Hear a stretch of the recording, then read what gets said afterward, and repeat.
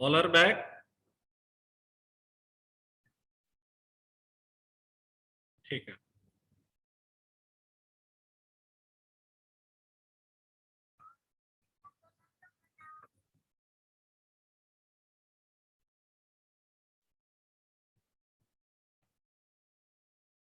तो मॉर्निंग में screen share किया था, सॉरी, ये एग्जाम्पल डिस्कस किया था हम लोगों ने। इसके पीछे रीजन कुछ पता चला आप लोगों को? हमने बोला था आप इसको विजुअलाइज करेंगे थोड़ा सा, आंसर बताएंगे आप लोग ऐसा क्यों आ रहा था जो डिस्कस किया था सुबह। आउटपुट शायद आपका ये था। कौन एक्सप्लेन करेगा जो भी आपको समझ आया?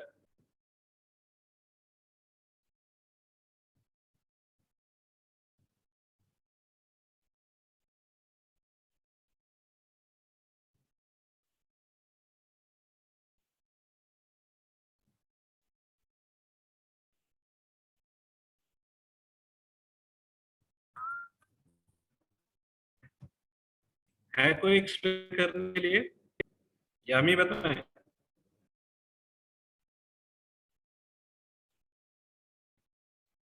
कौन एक्सप्लेन करेगा इस आउटपुट को?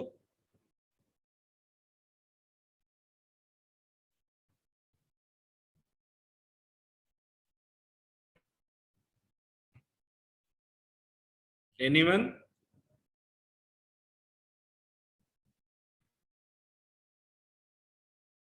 वॉइस क्लियर है ना सभी को?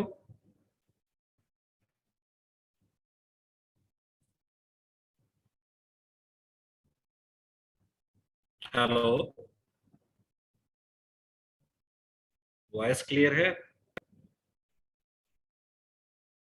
ठीक है। तो यहाँ पर देखिए आपका जो आउटपुट है जावा के अकॉर्डिंग वो क्या रहा है। सबसे पहले आपका स्टैटिक ब्लॉक एग्जीक्यूट हुआ, बट कौन सा स्टैटिक ब्लॉक एग्जीक्यूट हुआ पहले? स्टैटिक, ये आउटपुट दिख रहा है ना सभी को? इसी का आउटपुट है। Yes sir. तो सब, हाँ, तो आउटपुट में सबसे पहले स्टैटिक किसका आ रहा है? Static from my base. ठीक, इससे क्या समझ आ रहा है? कोई कुछ कह रहे हैं क्या? सर स्टैटिक ओवरराइड फॉलो नहीं करता है क्या? क्या? स्टैटिक जो है वो ओवरराइडिंग नहीं फॉलो करता है। नहीं नहीं, स्टैटिक चीजें और कंस्ट्रक्टर वो क्लास स्पेसिफिक होती है, ठीक है। ओके। उसका इनहेरिटेंस में कोई रोल नहीं है। तो यहाँ पे सीक्वेंसली स्टैटिक 1 वाला चल रहा है हमारा। तो अब यहाँ पर आपको देखना है स्टैटिक सबसे पहले कौन सा रन हुआ। सबसे पहले ये रन हुआ, ठीक। बट अगर आप देखें तो आपने इस पूरे इंप्लीमेंटेशन के अंदर माई बेस को तो कहीं यूज ही नहीं किया है। आपने केवल यूज किसको किया है? कॉलिंग कोड हमारा केवल क्या है, डेराइव का ऑब्जेक्ट बना रहे हैं। बट अब ये डेराइव क्लास अगर आप देखें तो एक नॉर्मल क्लास नहीं, ये एक ऐसी क्लास है, सब क्लास, जो कि डिपेंडेंट है किस पर? पेरेंट क्लास पर, माई बेस पर। वो क्या है? डिपेंडेंट है। तो इसकी डिपेंडेंसी अब किस पर है? आपके इस derive class, sorry, my base class पर। तो जब भी आप इस क्लास को इंस्टेंशिएट करेंगे कहीं पर या यूज करेंगे, उससे पहले आपकी मेमोरी में लोड क्या होगा?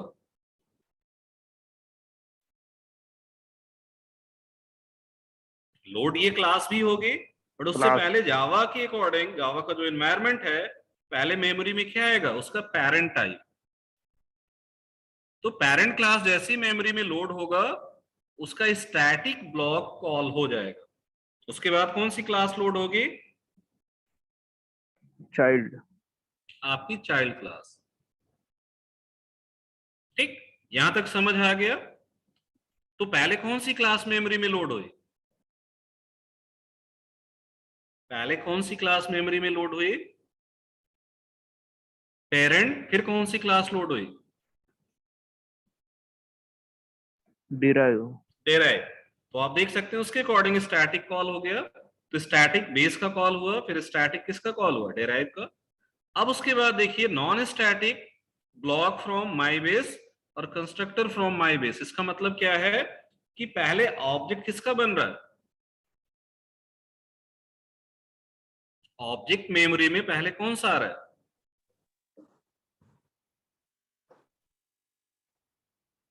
पेरेंट का। पेरेंट क्लास का। ठीक, क्यों पेरेंट का ऑब्जेक्ट पहले बन रहा है मेमोरी में, रीजन इसके पीछे क्या है, क्योंकि यहाँ पर अब आपकी जो चाइल्ड क्लास है वो हो सकता है पेरेंट के बिहेवियर्स को यूज कर रहा हो, तो क्या पेरेंट के बिना चाइल्ड की एग्जिस्टेंस हो सकती है। अगर आप इसको रियल वर्ल्ड में भी देखें तो चाइल्ड की एग्जिस्टेंस तभी है जब उसका पेरेंट हो। तो मेमोरी में लॉजिकली भी पहले क्या आना चाहिए, क्या आना चाहिए, पेरेंट। तो पेरेंट का ऑब्जेक्ट कैसे बन रहा, हम तो उसे बना नहीं रहे। ये तो समझ आ गया कि भाई क्लास लोड हुई तो उसके अकॉर्डिंग स्टैटिक कॉल हो गया, बट अब ऑब्जेक्ट कैसे पेरेंट का बन रहा, तो उसके पीछे यहां पर आप देखिए आपने क्या किया, चाइल्ड का ये कंस्ट्रक्टर बनाया है, बनाया कि नहीं, चाइल्ड का कंस्ट्रक्टर बनाया है। तो इस कंस्ट्रक्टर के अंदर इम्प्लिसिटली आपका कंपाइलर एक फंक्शन कॉल करता है with the help of super. ये हम नहीं कर रहे हैं बट इम्प्लिसिटली हो रहा है। ये वर्क कौन कर रहा है,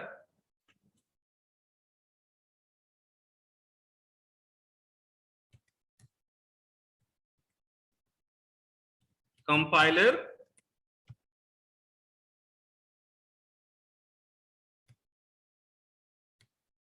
implicitly calls super और adds super। जेबीएम उसको रन कराता, ठीक है, बट ये इंस्ट्रक्शन यहां पर ऐड करने का वर्क कौन करता है, compiler implicitly adds super call. ठीक, और ये सुपर कॉल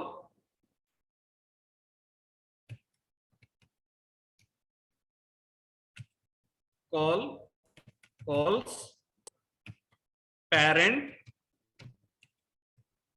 कंस्ट्रक्टर। ये दो बहुत इंपॉर्टेंट पॉइंट है आपके लिए। तो आपने यहां पर चाइल्ड क्लास के अंदर पेरेंट का कंस्ट्रक्टर कॉल नहीं किया, ना ही उसका ऑब्जेक्ट बनाया, ऐसा कुछ वर्क नहीं किया। तो आपकी उस क्लास का ऑब्जेक्ट कैसे बन रहा है, इसके लिए यहां पर इम्प्लिसिटली इन्होंने क्या दिया, आपको एक सुपर कीवर्ड दिया है। अगर आप इसे ऐड नहीं करते हैं तो बाय डिफॉल्ट ये काम कौन कर देता है,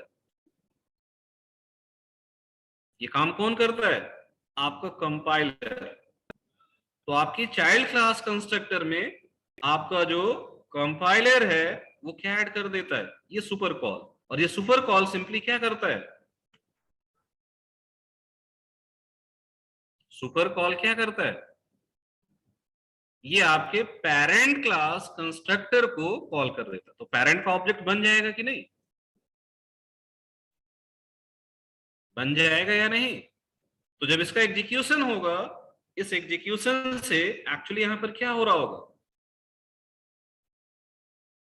ये जो स्टेटमेंट यहां पर ऐड हो रहा है इससे वो पहले किसको कॉल कर लेगा, आपके इस कंस्ट्रक्टर को। समझ आया सभी को।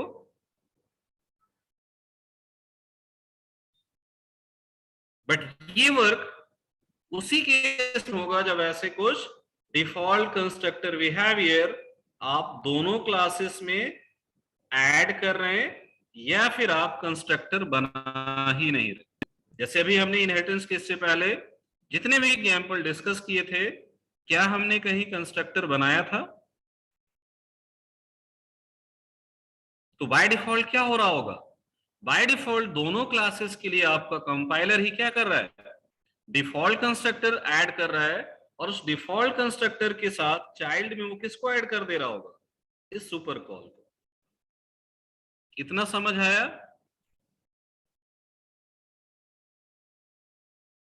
ये पॉइंट क्लियर है। तो इसी वजह से आपका यहां पर जो ऑब्जेक्ट क्रिएट हो रहा है वो पहले कौन सा क्रिएट हो रहा है, पेरेंट का, और उसके बाद फिर ऑब्जेक्ट किसका बन रहा है, आपके चाइल्ड का। क्लियर है इतना, या यहां पर कंफ्यूजन है किसी को। ये पॉइंट क्लियर है सभी को? तो अब अगर आपका यहां पर ये सुपर कॉल होगा, इसका मतलब आप पेरेंट का ऑब्जेक्ट बना रहे हैं। तो आपको पता है अगर पेरेंट का ऑब्जेक्ट बनेगा तो उससे पहले क्या कॉल हो जाएगा? उससे पहले क्या कॉल हो जाएगा? उसका नॉन स्टैटिक ब्लॉक। तो आपके सुपर कॉल से दो वर्क हो रहा है क्या? पहले उसका नॉन स्टैटिक कॉल हो गया और उस नॉन स्टैटिक के साथ साथ उसका कंस्ट्रक्टर लॉजिक भी एग्जीक्यूट हो गया। फिर कंट्रोल बैक कहां आएगा? यहां पर। तो आपका ये स्टेटमेंट एग्जीक्यूट हो जाएगा। तो आप देखिए आउटपुट का सीक्वेंस यही है कि नहीं है?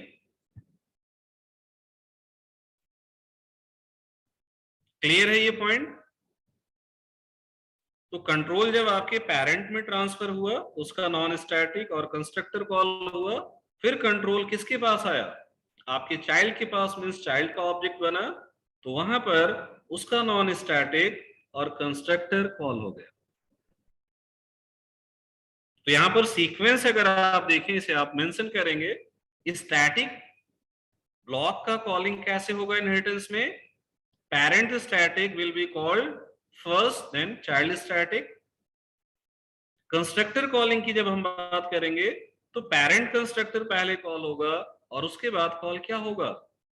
आपका child constructor.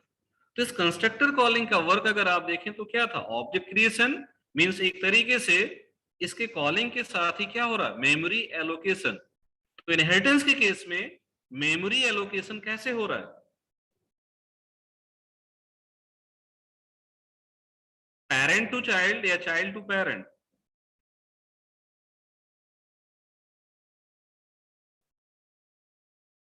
Parent to child. तो इसे आप नोट कर लीजिए। In case of inheritance, memory allocation is done from parent to child. Memory allocation is done from parent to child, and memory deallocation is done from child to parent. Means memory allocation का just reverse work कहां होता है? D allocation में। Means आपके objects memory से जब remove होंगे तो पहले क्या रिमूव होगा? चाइल्ड का object and then parent object. तो दो पॉइंट यहां पर इंपॉर्टेंट आपको मार्क करना, क्या क्या? Memory allocation is done from parent to child and deallocation is done from child to parent. हाँ, P to C to P. Clear है ये पॉइंट सभी को?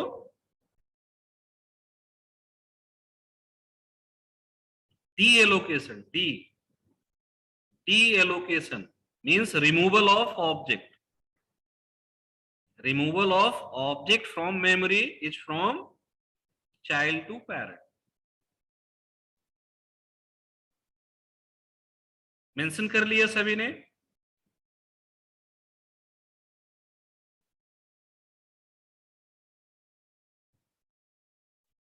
तो अभी यहां पर आप देखिए इस एग्जाम्पल के अंदर हमने ये जो इम्प्लीमेंटेशन वर्क किया है, इसमें हम सुपर यूज करें या ना करें कोई फर्क नहीं पड़ रहा है, क्योंकि दोनों क्लास के अंदर क्या है? Default constructor. बट अभी यहां पर हम इसके अब वेरिएशंस को देखेंगे और उस केस में हमें देखना है एक्सप्लिसिटली क्या वर्क करना पड़ेगा। तो ये एग्जाम्पल 1 समझ आ गया सभी को? एग्जाम्पल 1 सभी को समझ आ गया? सुपर का फर्स्ट यूज अभी क्या यहां पर हमने मेंशन किया? That calls parent class constructor explicitly. Super call आपका क्या है?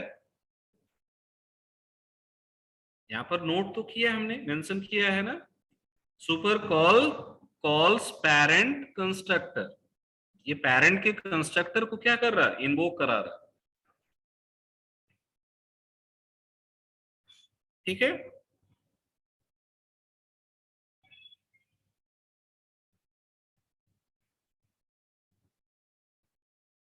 तो इसी पर बेस्ड अब एक और एग्जांपल हम लोग यहां देखते हैं।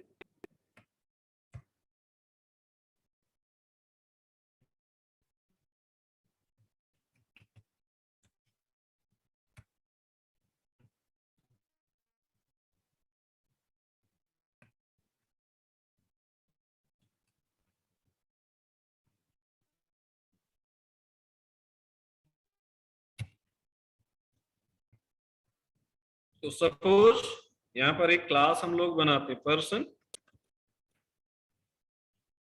अब इस क्लास के अंदर सपोज यहां पर आपका एक फील्ड है प्राइवेट स्ट्रिंग नेम, और दूसरा एक फील्ड है प्राइवेट स्ट्रिंग या इंटीजर एज। ठीक है, ये दो फील्ड्स आपके पास हैं। अब सपोज आपको इस क्लास के अंदर एक कंस्ट्रक्टर बनाना है जो कि क्या करे, नेम और एज की वैल्यू को सेट कर दे वो। तो क्या करेंगे हम लोग, पब्लिक पर्सन,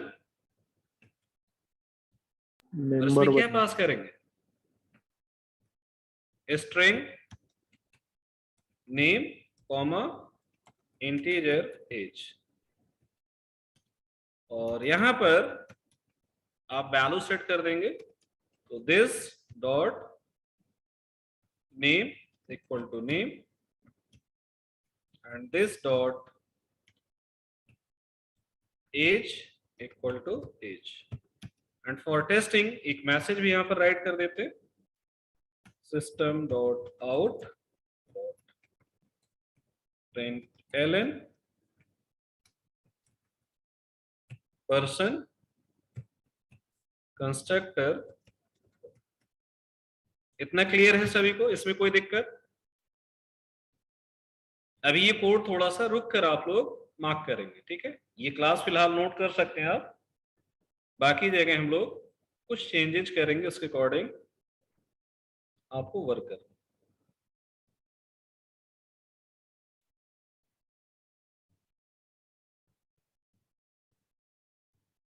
क्लियर है इतना?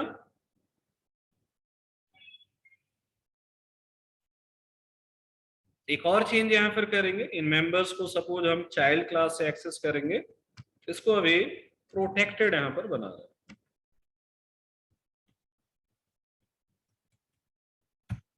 ये दोनों मेंबर्स प्रोटेक्टेड रहेंगे। ये क्लास डेफिनेशन समझ आ रही है सभी को? अब इसके बाद सपोज इससे इनहेरिटेड एक क्लास हम लोग और बनाते हैं, क्लास एम्प्लॉय। और ये किसे इनहेरिट कर रहा है, एक्सटेंड्स पर्सन। तो इस क्लास के अंदर आपका एक डेटा फील्ड है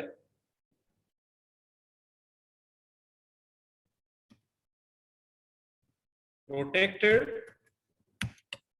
इंटीजर एम्प्लॉय कोड।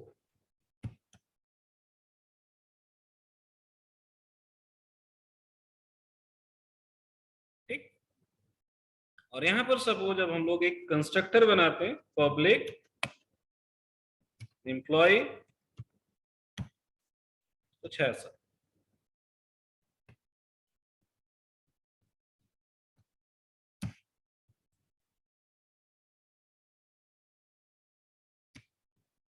और यहां पर सपोज एक मैसेज हमने पास कर दिया, एम्प्लॉय कंस्ट्रक्टर कॉल्ड।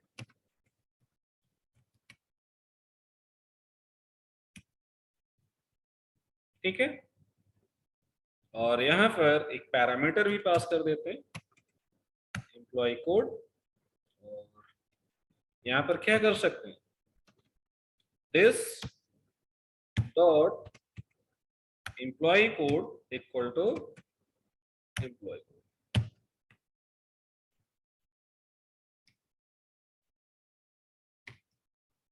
ठीक है, इसके बाद यहाँ पर आपका मेन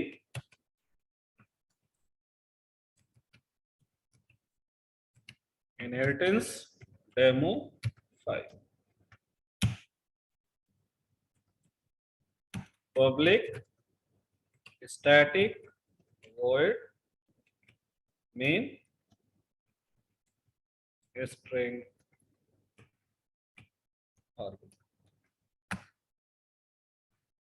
तो अब यहां पर देखिए आपका जो इंप्लीमेंटेशन वर्क है उसके अकॉर्डिंग आपकी पेरेंट क्लास के अंदर कितने कंस्ट्रक्टर हैं, क्विक रेस्पॉन्सेस करेंगे सभी। पेरेंट क्लास में कितने कंस्ट्रक्टर हैं, 2 कंस्ट्रक्टर कहां है, parent class is having only one constructor and that constructor is accepting 2 values, one for name and second for age value। Clear है इतना?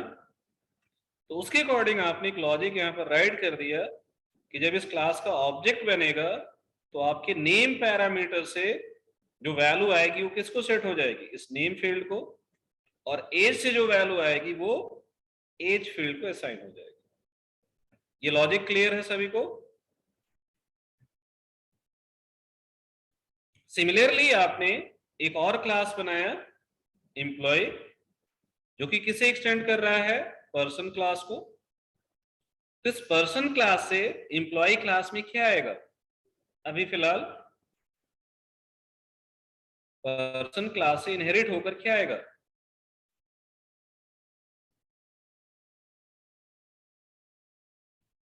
नेम आएगा और एज। क्यों? क्योंकि दोनों क्या है, प्रोटेक्टेड है। तो प्रोटेक्टेड फील्ड्स इनहेरिट होते हैं, आपने देखा।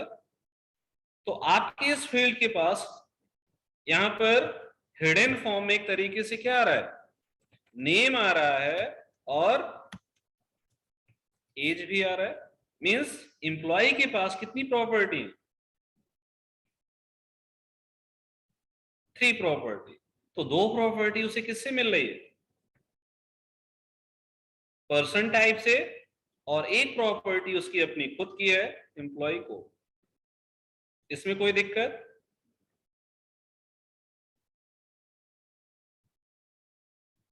बट अब इस एम्प्लॉय क्लास की इंप्लीमेंटेशन के लिए अभी फिलहाल यहां पर आप क्या कर रहे हैं, एक कंस्ट्रक्टर बना रहे हैं जिससे केवल आप वैल्यू क्या सेट कर रहे हैं, एम्प्लॉय को। ठीक, और सपोज यहां पर हम एक डिस्प्ले मेथड भी बना लेते हैं, पब्लिक वॉइड डिस्प्ले एम्प्लॉय। ये डिस्प्ले बिहेवियर हो गया। तो यहां पर हम लोग अपना डेटा डिस्प्ले करा देते हैं, एम्प्लॉय डिटेल्स आर। तो यहां पर क्या क्या डिस्प्ले करा सकते हैं हम लोग, बताइए। एम्प्लॉय कोड, ये आपको EMP कोड से मिल जाएगा। सिमिलरली और क्या डिस्प्ले करा सकते हैं, और क्या डिस्प्ले करा सकते हैं, नेम। ये आपको किससे मिल जाएगा, नेम से। और एज, ये हमें किससे मिल जाएगा, एज से।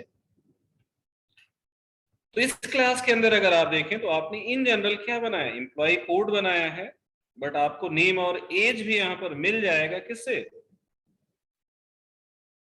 आपकी उस पेरेंट क्लास से, क्योंकि वो प्रोटेक्टेड बिहेवियर के अकॉर्डिंग इनहेरिट होकर आ रहा है। तो ऐसी एक रिक्वायरमेंट अगर है तो उस केस में हम प्रोटेक्टेड फॉर्म यूज करके अपना वर्क कर सकते हैं। तो पर्सन से हमें नेम और एज इनहेरिटेंस के थ्रू यहां पर मिल जाएगा। अब यहां पर हमारा क्वेश्चन ये है कि अगर हम यहां पर एम्प्लॉय क्लास का ऑब्जेक्ट बनाते हैं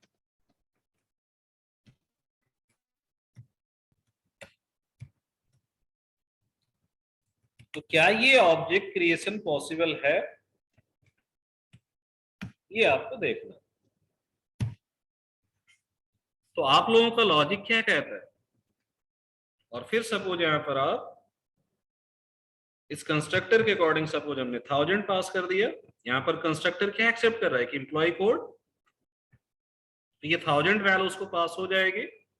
और फिर सपोज यहां पर आप emp डॉट डिस्प्ले एम्प्लॉय कर, तो क्या ये कोड कंपाइल होगा, ये आप लोगों को बता। एरर आता है,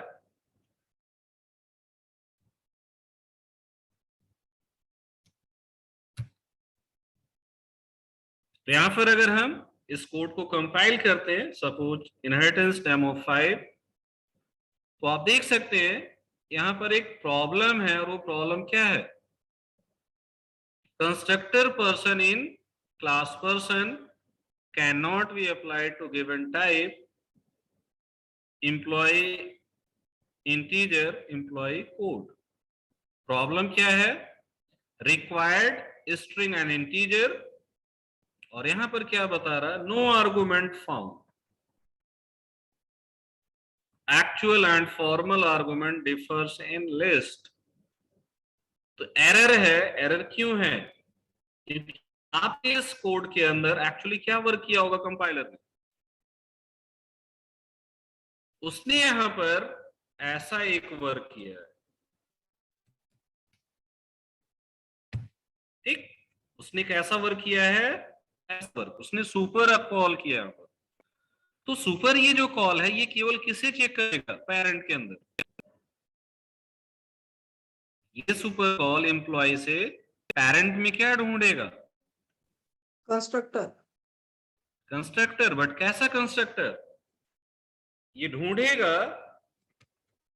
डिफॉल्ट, इसको ढूंढेगा डिफॉल्ट को, बट क्या आपकी इस क्लास डिफॉल्ट कंस्ट्रक्टर है। अब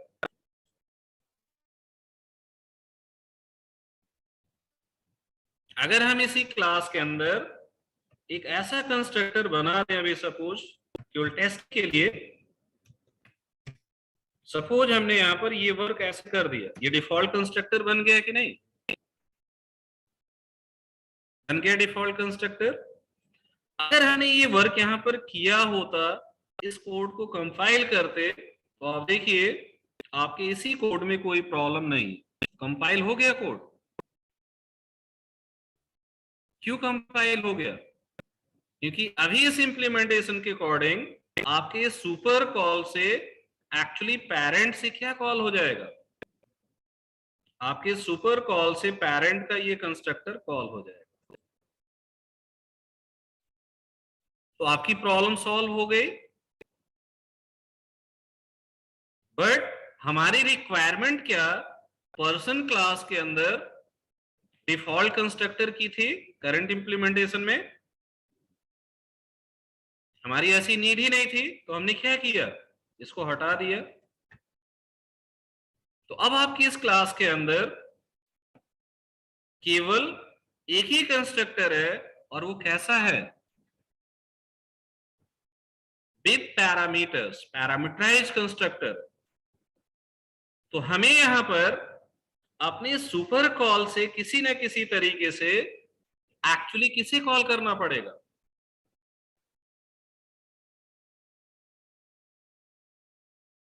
एक्चुअली हमें इस सुपर कॉल से कॉल किसको करना होगा, पेरेंट के इसी कंस्ट्रक्टर को।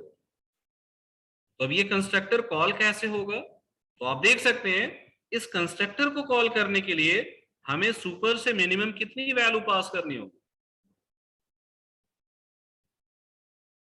दो वैल्यू, तो दो वैल्यू अब यहां से कैसे पास होगी? तो इसके लिए हमें यहाँ पर अपने इस चाइल्ड कंस्ट्रक्टर में एक मॉडिफिकेशन करना होगा, और वो मॉडिफिकेशन हम क्या करेंगे, यहां पर हम और पैरामीटर्स यूज करेंगे। ऐसा कर सकते हैं कि नहीं? इस कंस्ट्रक्टर में हम ऐसा कर सकते हैं, मीन्स इसमें 3 वैल्यू पास कर सकते हैं कि नहीं? कर सकते हैं। तो अब इन 3 वैल्यू से सेकेंड और थर्ड वैल्यू हम किसको पास कर देंगे?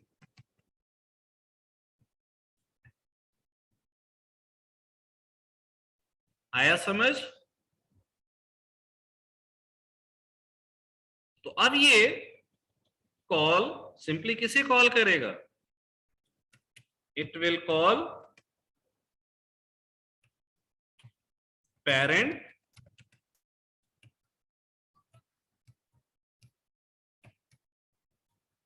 Parameterised constructor. तो आपकी ये जो 3 वैल्यूज आप इस चाइल्ड क्लास कंस्ट्रक्टर के अंदर पुट कर रहे हैं, इसमें से जो आपकी फर्स्ट वैल्यू है वो किसको पास हो जाएगी? एम्प्लॉय कोड को। ये जो 2 वैल्यू है ये किसको पास हो रही हैं? आपके इस नेम और एज के लिए। और यहां से ये किसे कॉल करेगा? आपके इस कंस्ट्रक्टर को। तो आपके इस कंस्ट्रक्टर कॉलिंग से आपकी वैल्यू इसको मिल जाएगी नेम की, और एज वैल्यू किसे मिल जाएगी? एज को। तो नेम की वैल्यू यहां से किसको मिल जाएगी? आपके इस नेम फील्ड को। और एज की वैल्यू किसको मिल जाएगी? आपके इस एज फील्ड को। आया समझ? ये सर समझ अगर आया? हाँ हेलो हाँ जी। सर, अगर एम्प्लॉय कंस्ट्रक्टर में हमने ये डिफाइन किया है, मतलब स्ट्रिंग नेम इंटेज, और सुपर को इम्प्लिसिटली न एक्सप्लिसिटली न करते, ऑटोमेटिक वो करता है क्या? अगर सुपर को नहीं, अगर ऑटोमेटिक केवल डिफॉल्ट होता है, ठीक है? ऑटोमेटिक कवर केवल डिफॉल्ट कंस्ट्रक्टर के लिए होता है। बाकी कुछ भी करना है, आप यहां से फिक्स वैल्यू पास करें या अपना कोई वेरिएबल पास करें, वो वर्क आपको एक्सप्लिसिटली करना है, ठीक है? समझ आया सभी को ये पॉइंट या नहीं? ये पॉइंट क्लियर है? कंफर्म कीजिए चैट में सभी लोग।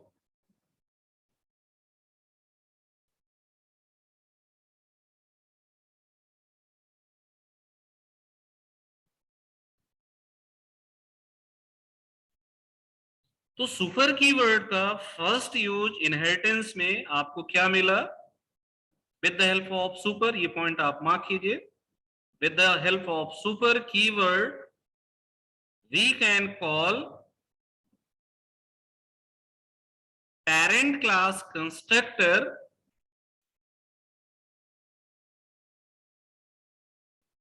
from the child constructor explicitly.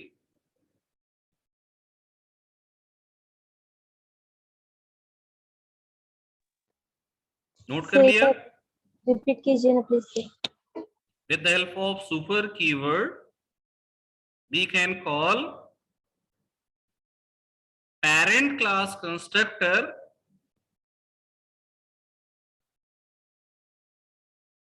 from the child constructor explicitly.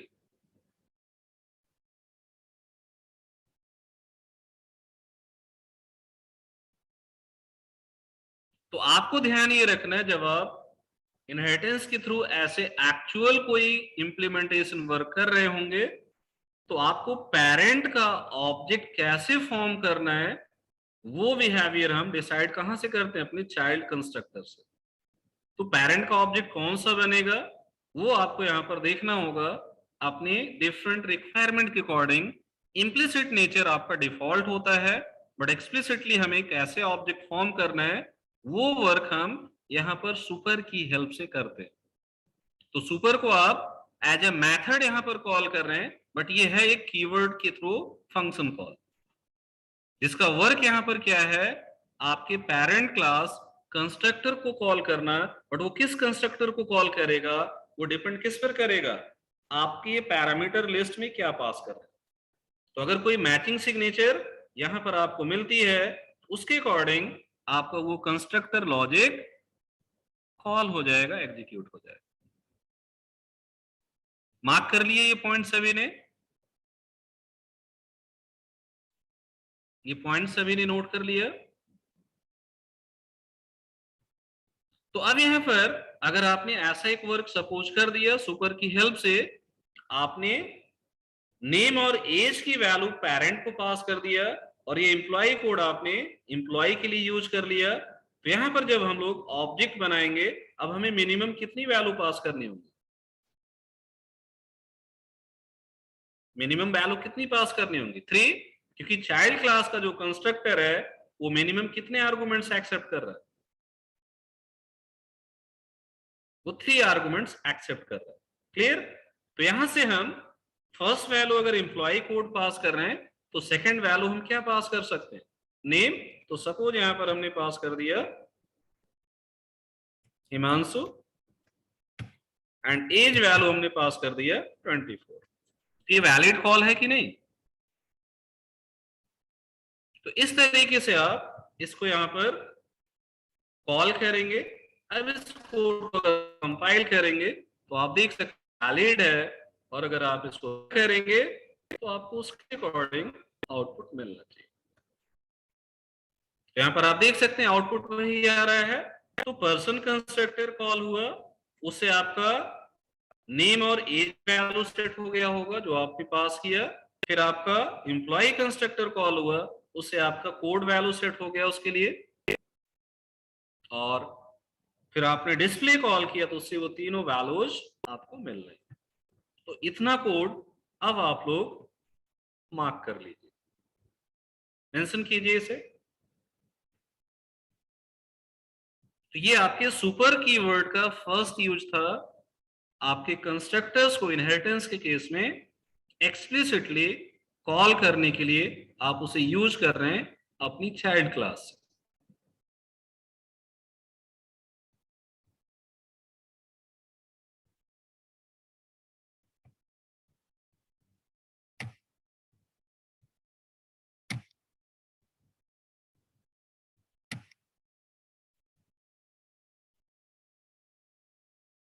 आपको जो असाइनमेंट मिला है उसमें एक लेवल और आप एक्सटेंशन करेंगे इसी तरीके से। एम्प्लॉय से आप क्या बना लेंगे, एम्प्लॉय से इनहेरिटेड क्या बनेगा, स्पेशलिस्ट। ठीक, बट वो टास्क आपका मेथड्स के थ्रू ही था। अब आप उसे मेथड से भी कर सकते हैं और इस तरीके से कंस्ट्रक्टर को भी यूज करके कर सकते हैं, बट दोनों तरीके से आप करके देख लेंगे।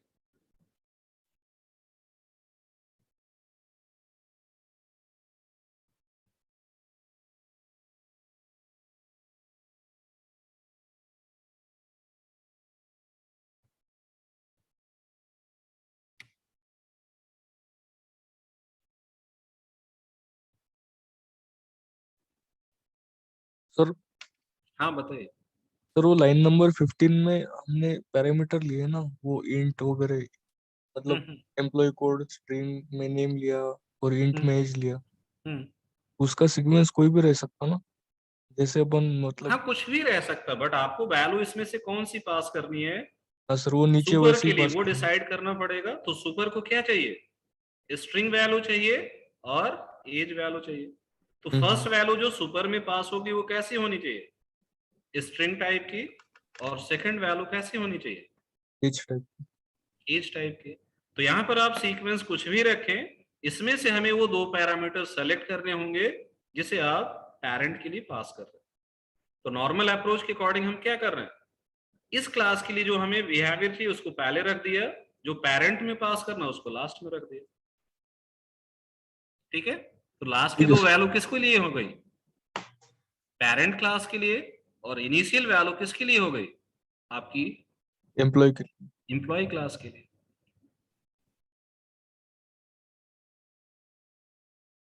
हो गया यहां तक सभी का? मार्क कर लिया? नीचे करें, कंफर्म कीजिए।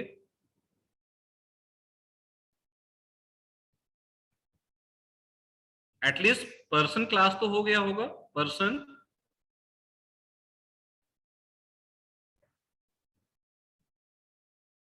एम्प्लॉय क्लास और उसका कॉलिंग लॉजिक मार्क कर लीजिए यहां से।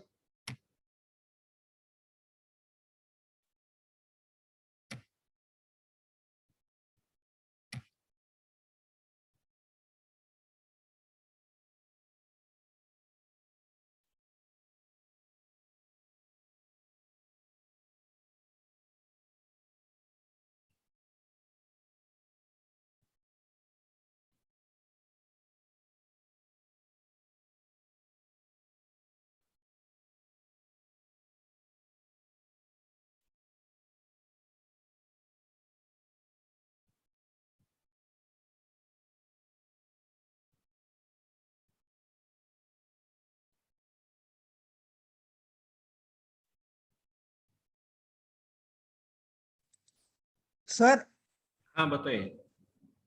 Sir this dot EMP code is equal to EMP code, सिर्फ इस लाइन का मतलब बताइए। क्या? ये दिस ये जो पब्लिक एम्प्लॉय कंस्ट्रक्टर है उसमें जो this dot EMP code is equal to EMP code है, उस लाइन का मतलब। इसका मतलब ही बताया नहीं हमने। इसका मतलब, हाँ सर, इसका, थोड़ा इसका मतलब कंफ्यूजन है है उसमें। ये जो एम्प्लॉय कोड यहाँ, ये जो ऑब्जेक्ट बनेगा, यहां से हम वैल्यू पास कर रहे हैं 3। ये पैरामीटर लिस्ट क्या बताता, कितनी वैल्यू आपकी आएगी एक्चुअल कॉल से? कितना क्लियर है? तो आपका ये हाँ यस सर, 1000 किसको मिल जाएगा? ये एम्प्लॉय कोड को, एम्प्लॉय कोड को। ये नेम, नेम को नेम कॉपी हो को, जाएगा और ये एज वैल्यू एज एज को। के पास आ जाएगा। इतना क्लियर है? Yes sir. तो इस एम्प्लॉय कोड की वैल्यू, अब यहां पर इसके लिए ये लोकल वेरिएबल हो गया, तो लोकल वेरिएबल ये है। बट हमें इस वैल्यू को असाइन किसको करना था? आपके इस एम्प्लॉय कोड के लिए। किसके लिए? इस एम्प्लॉय कोड के लिए। तो आपके इस वेरिएबल का नेम और इस वेरिएबल का नेम दोनों क्या हो गया? सेम हुआ। सेम हो गया। तो अगर हम दिस नहीं लगाते सपोज ये, तो क्या ये स्टेटमेंट वैलिड होता?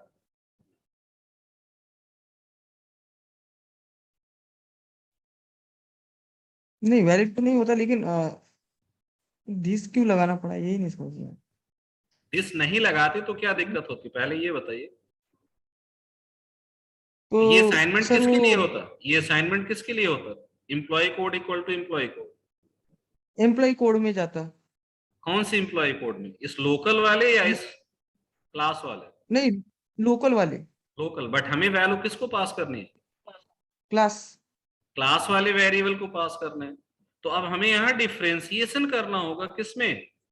लोकल वेरिएबल और जो आपका इंस्टेंस वेरिएबल है। तो करंट इंस्टेंस को रिप्रेजेंट करने के लिए यहां पर क्या है? दिस। दिस किसको रिप्रेजेंट करता है? Current object local. को। करंट ऑब्जेक्ट को मींस ये जो ऑब्जेक्ट अच्छा। बना आपका, उस ऑब्जेक्ट हाँ को हाँ। रेफर कौन कर रहा है? This. Okay. This is referring to this object. उस ऑब्जेक्ट के अच्छा। लिए हमने क्या यूज कर लिया? उसका एम्प्लॉय कोड। और उस एम्प्लॉय हाँ, कोड पर आपने क्या असाइन कर दिया? ये वैल्यू। एम्प्लॉय कोड की वैल्यू। ये वर्क हो रहा है। Okay sir. ठीक है? हाँ सर। तो इस तरीके से वर्क हो रहा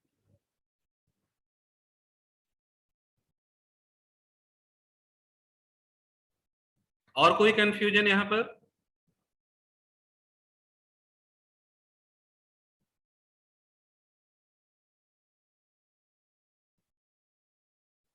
तो मार्क कर लिया ये कोड सभी ने? इस कोड को मार्क कर लिया सभी ने?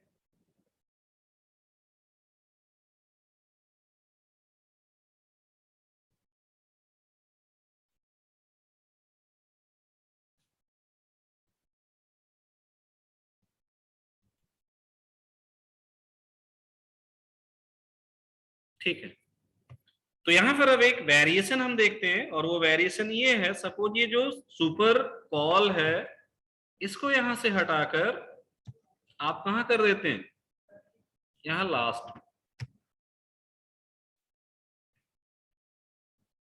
ठीक है।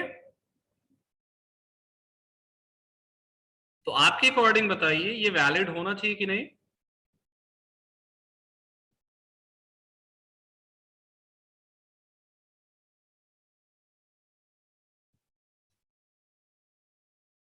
वैलिड होना चाहिए या नहीं?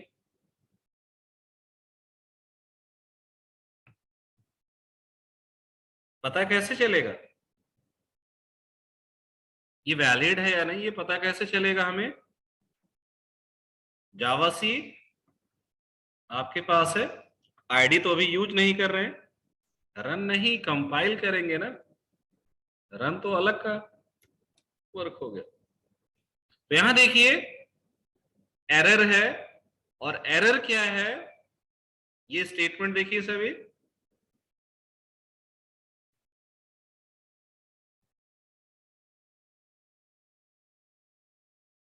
आईडी के लिए परेशान है आप लोग शिंदे जी, क्यों इस पर वर्क करना अच्छा नहीं लग रहा?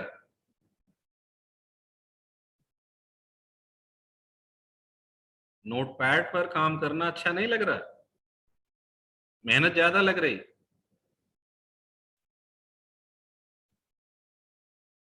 ठीक है ना, मेहनत लगनी चाहिए, अभी स्टार्ट कर रहे हैं आप लोग, बिगनर्स हैं, तो बिगनर्स को थोड़ा मेहनत करना पड़ता है ना चीजों को सीखने के लिए।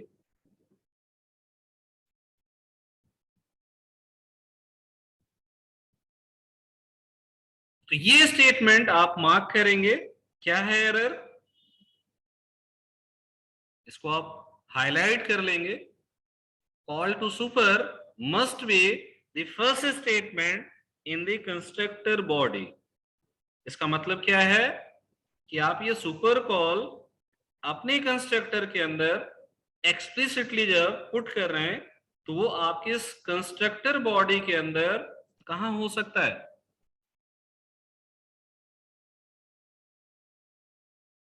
केवल और केवल फर्स्ट स्टेटमेंट पर, यहां पर हो सकता है।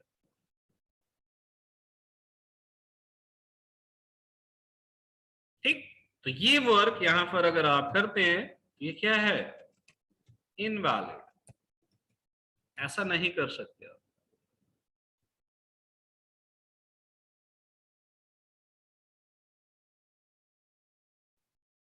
ठीक है, तो ये ध्यान रखना है। तो super call with in class constructor body, आपके उस ब्लॉक के अंदर क्या होना चाहिए, फर्स्ट स्टेटमेंट। फर्स्ट स्टेटमेंट नहीं, इसका मतलब क्या है कि आपके इस चाइल्ड क्लास कंस्ट्रक्टर के अकॉर्डिंग कुछ वर्क हो सकता है, बट ये कब होना चाहिए, जब पेरेंट का ऑब्जेक्ट बन जाए। और पेरेंट का ऑब्जेक्ट कब बनेगा, जब सुपर कॉल होगा। तो ये कॉल कहां होनी चाहिए लॉजिकली, मेरी फर्स्ट स्टेटमेंट होना चाहिए कि नहीं, क्योंकि अगर ये फर्स्ट स्टेटमेंट नहीं है इसका मतलब क्या है कि आप चाइल्ड क्लास कंस्ट्रक्टर से कुछ वर्क कर रहे हैं, हो सकता है उसकी डिपेंडेंसी किस पर हो, पेरेंट पर, तो क्या वो स्टेटमेंट लॉजिकली करेक्ट होगा। तो उसके लिए जावा ने आपको रिस्ट्रिक्शन क्या दे दिया कि जब आप ये सुपर कॉल करेंगे तो आपके इस कंस्ट्रक्टर ब्लॉक के अंदर वो क्या होना चाहिए, फर्स्ट स्टेटमेंट। अच्छा, क्या ऐसा कर सकते हैं, सपोज हम यहां पर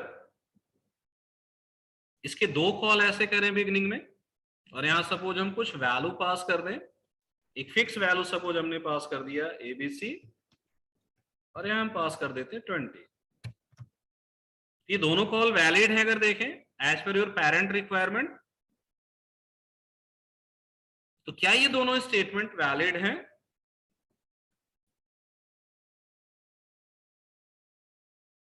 ये दोनों स्टेटमेंट्स वैलिड हैं।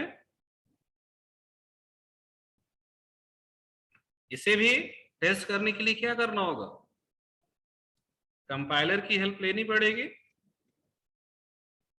तो अभी भी देखिए प्रॉब्लम वही है।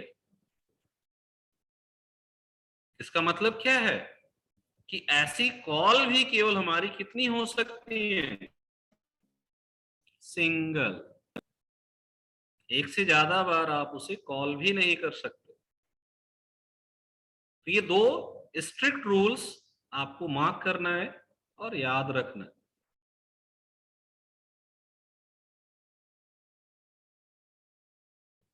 ठीक है, यहां तक चीजें क्लियर हैं?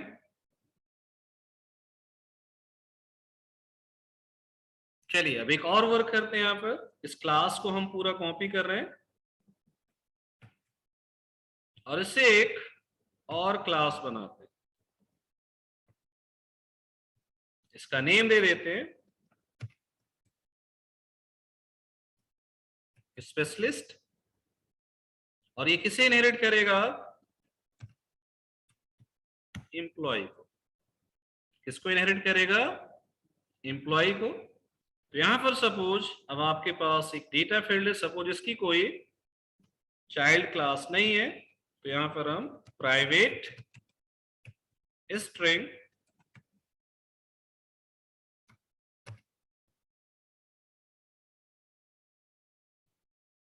और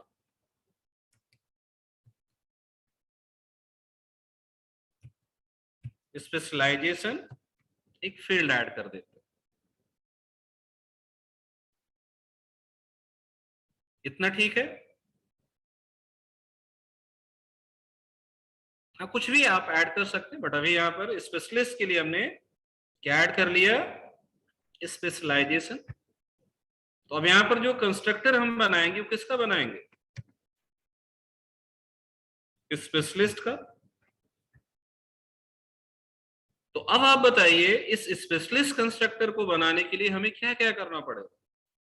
अब इस क्लास के अंदर क्या क्या फील्ड्स आएंगे, स्पेशलाइजेशन इसका एक फील्ड हो गया, और क्या फील्ड्स यहां पर होंगे, नेम हमें मिलेगा कि नहीं, नेम आएगा, एज भी आएगा, और क्या आएगा, एम्प्लॉय को। तो नेम और एज हमें किससे मिलेगा, पर्सन से, और एम्प्लॉय कोड किससे मिलेगा, एम्प्लॉय से मिल जाएगा। क्यों मिलेंगे तीनों मेंबर्स, क्योंकि तीनों मेंबर्स आपकी पेरेंट क्लासेस में क्या है, प्रोटेक्टेड मेंबर्स। कैसे मेंबर्स हैं वो, प्रोटेक्टेड मेंबर्स हैं, तो थ्रू इनहेरिटेंस आप उन्हें यूज कर सकते हैं। तो यहां पर रीडिफाइन रीडिक्लेयर करने की जरूरत नहीं। अब आपके इस कंस्ट्रक्टर में क्या चेंज करना होगा, इस कंस्ट्रक्टर में हम क्या चेंज करेंगे,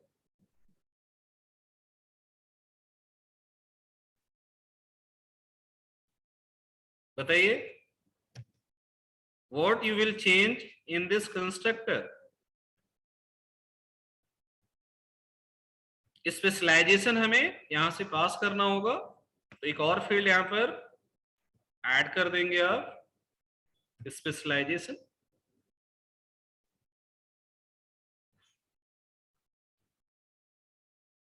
सुपर की नीड यहां पर नहीं है। अरे भाई अब आप देखिए, आपकी इस क्लास का पेरेंट कौन है, एम्प्लॉय। तो आपको स्पेशलिस्ट से किस क्लास को इंस्टेंशिएट करना पड़ेगा,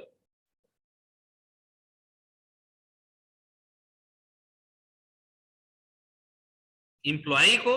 तो एम्प्लॉय के अकॉर्डिंग हमें यहां वैल्यू पास करनी पड़ेगी ना। तो यहां पर कितनी वैल्यू पास होंगी, अब आपकी 3 वैल्यूज पास होंगे। तो यहां पर हम क्या क्या पास करेंगे, एम्प्लॉय कोड, नेम और एज। और ये किसे कॉल करेगा, पेरेंट पैरामीटराइज्ड कंस्ट्रक्टर, और इसका पेरेंट कौन है, एम्प्लॉय। ये किसे कॉल करेगा, पेरेंट एम्प्लॉय पैरामीटराइज्ड कंस्ट्रक्टर। तो उसको कितनी वैल्यू चाहिए, उसको 3 वैल्यूज आपको पास करनी है। तो वो 3 वैल्यूज हम किससे पास कर रहे हैं, अपने इन 3 पैरामीटर्स से। तो एम्प्लॉय कोड, नेम और एज सुपर की हेल्प से पास होगा किसको? आपके एम्प्लॉय कंस्ट्रक्टर को। अब एम्प्लॉय कंस्ट्रक्टर इन 3 पैरामीटर्स में से एक खुद के लिए यूज कर लेगा और 2 को वो किसे पास कर देगा? इसके पेरेंट को, और इसका पेरेंट कौन है? पर्सन। समझ आया? तो ये रूल यहां पर वर्क करेगा। और क्या करेंगे हम? दिस डॉट स्पेशलाइजेशन की वैल्यू आप यहां पर सेट कर देंगे स्पेशलाइजेशन, और यहां पर कंस्ट्रक्टर अब हमारा कौन सा कॉल होगा? स्पेशलिस्ट। तो इस तरीके से इस क्लास को आपने डिजाइन किया। समझ आया ये चेंज कंस्ट्रक्टर तक? तो आप देख सकते हैं जैसे जैसे आपकी क्लासेस बढ़ेंगे, लेवल ऑफ इनहेरिटेंस बढ़ेगा, आपके इंप्लीमेंटेशन की कॉम्प्लेक्सिटी भी क्या होगी? बढ़ जाएगी। अब यहां पर डिस्प्ले वर्क जो हम करेंगे वो स्पेशलिस्ट के लिए करेंगे। तो सपोज डिस्प्ले स्पेशलिस्ट, तो इसमें क्या क्या डिटेल्स आ जाएंगे? स्पेशलाइजेशन ऐड होगा। स्पेशलाइजेशन ऐड हो जाएगा।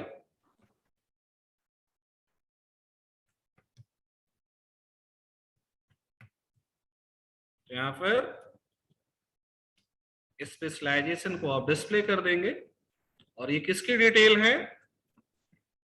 स्पेशलिस्ट की। स्पेशलिस्ट की।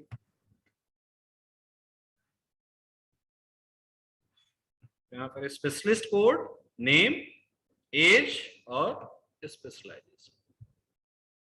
तो इस तरीके से आपने स्पेशलिस्ट क्लास को डिजाइन कर लिया। मार्क कर लीजिए इस क्लास की डेफिनेशन।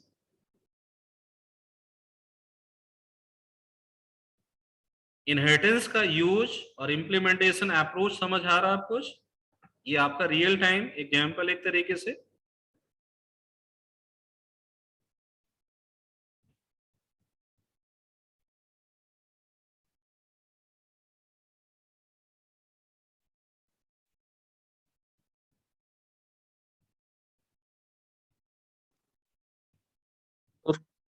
हाँ बताइए सर। तो यहाँ पे स्पेशलिस्ट के लिए एम्प्लॉय वाला पेरेंट क्लास हो गया। हाँ, स्पेशलिस्ट का पेरेंट, डायरेक्ट पेरेंट ये हुआ एम्प्लॉय, और इनडायरेक्ट पेरेंट पर्सन है। ये कुछ वैसे हो गया जैसे मान लो आपकी फैमिली में आपके पेरेंट और आपके ग्रैंड पेरेंट, तो कुछ फीचर्स आपको किससे मिल रहे हैं? अपने पेरेंट से, और कुछ फीचर्स आपके अंदर किससे आ रहे हैं? आपके ग्रैंड पेरेंट से। तो यहां पर अगर आप देखें, ग्रैंड पेरेंट का फीचर स्पेशलिस्ट क्या यूज कर रहा है? नेम और एज। पेरेंट का फीचर क्या यूज कर रहा है? एम्प्लॉय कोड, क्योंकि स्पेशलिस्ट जो है वो एक एम्प्लॉय भी है, और एम्प्लॉय क्या है? वो एक पर्सन है। तो पर्सन से एम्प्लॉय, एम्प्लॉय से स्पेशलिस्ट।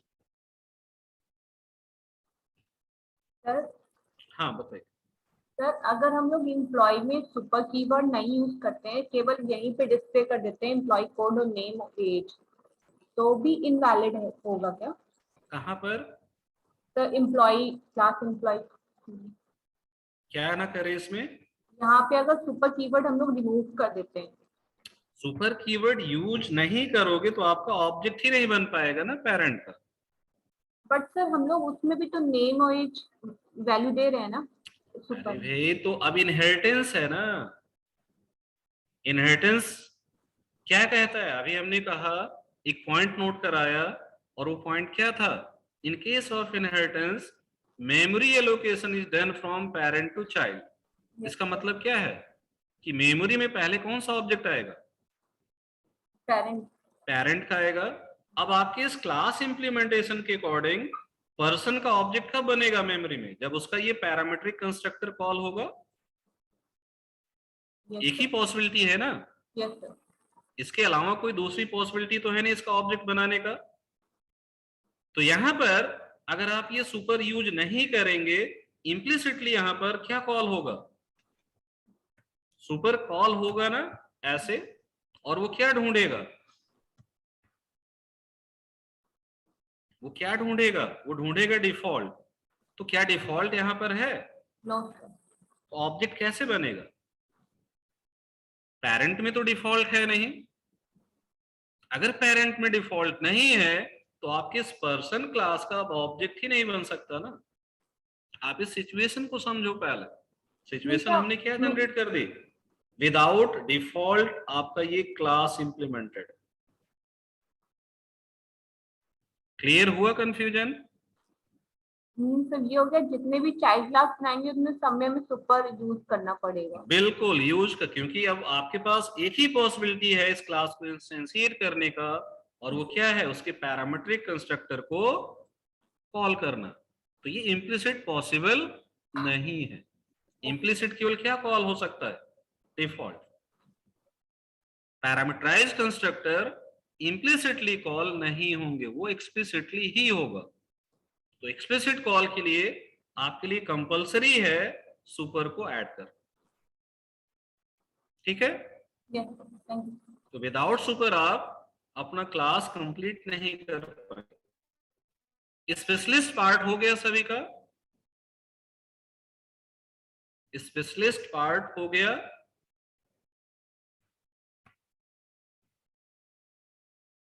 मार्क कीजिए स्पेशलिस्ट।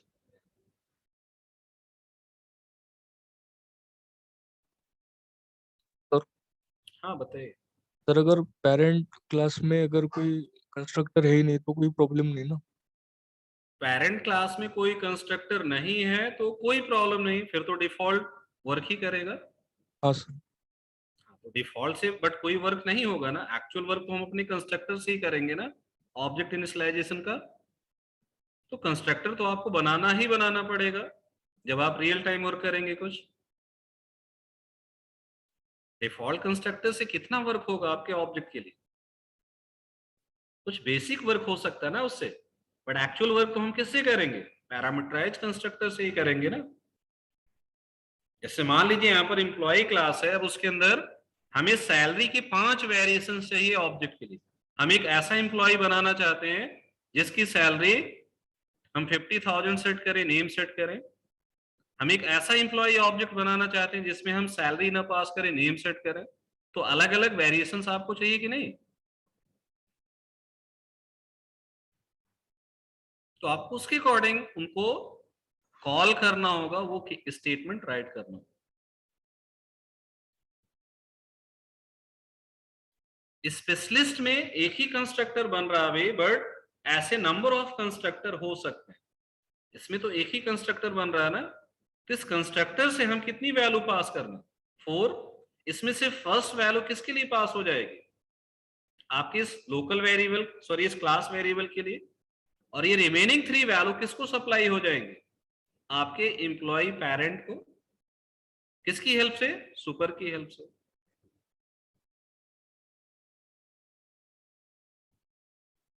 आया समझ?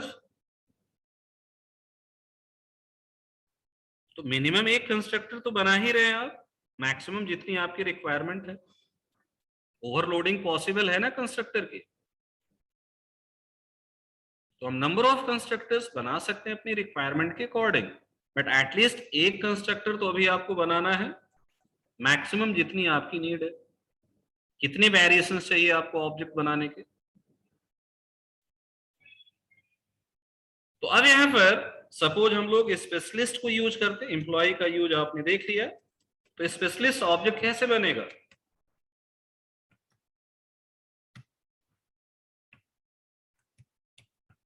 बताइए क्या क्या पास करना होगा। स्पेशलिस्ट में अब हमें कितनी वैल्यू पास करनी होंगी, 4। तो पहले क्या पास करेंगे, स्पेशलाइजेशन। तो स्पेशलाइजेशन सपोज हमने क्या पास कर दिया, एम्प्लॉय की स्पेशलाइजेशन बताइए कुछ, कोडर। चलिए कोडर, कोडर का मतलब programmer, and then employ code, suppose यहां पर हमने पास कर दिया 1001, फिर नेम, तो यहां पर सपोज हमने हर्षित पास कर दिया, उसके बाद एज यहां से हमने 23 पास कर दिया। इस तरीके से आप ऑब्जेक्ट बनाएंगे, और अब इस ऑब्जेक्ट की हेल्प से हम क्या कॉल करेंगे, sp डॉट डिस्प्ले स्पेशलिस्ट, और इससे हम क्या कॉल कर सकते हैं, sp डॉट डिस्प्ले एम्प्लॉय, ये भी कॉल कर सकते हैं कि नहीं, कॉल कर सकते हैं। एसपी के पास फ्लेक्सिबिलिटी क्या है, अब वो डिस्प्ले एम्प्लॉय को भी कॉल कर सकता है, और वो किसे कॉल कर सकता है, स्पेशलिस्ट को। ठीक है, तो डिस्प्ले एम्प्लॉय से उसे मिल जाएगा, और स्पेशलिस्ट उसका डिस्प्ले स्पेशलिस्ट क्लास का खुद का बिहेवियर। तो अब इस कोड को चेक करते हैं हम लोग।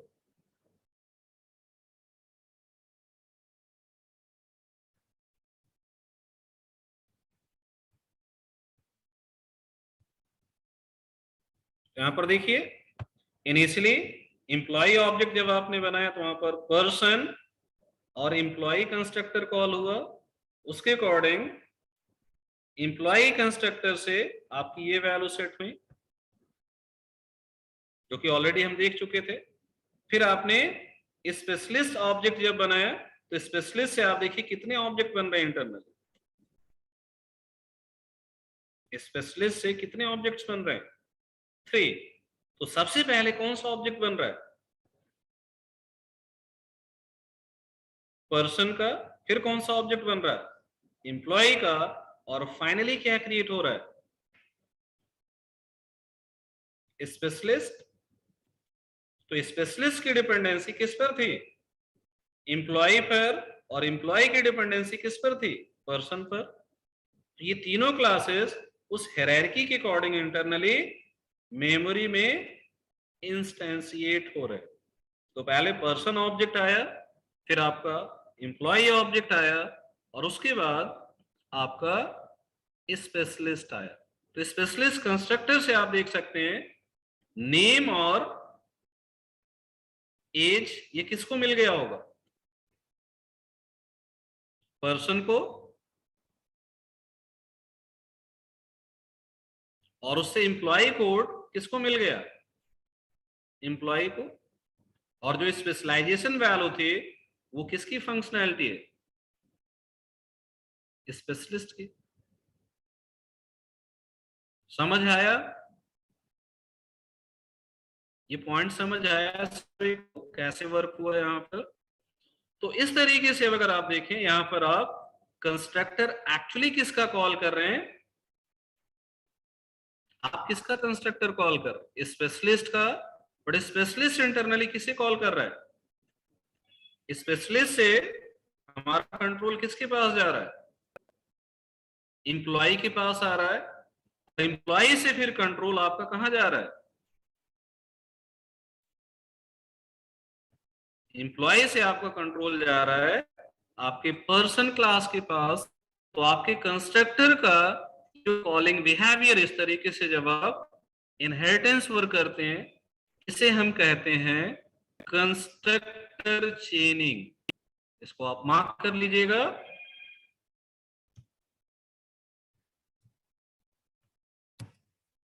यहां पर दो कंसेप्ट इस एग्जांपल में आपके यूज हुए। एक आपका क्या है, कॉलिंग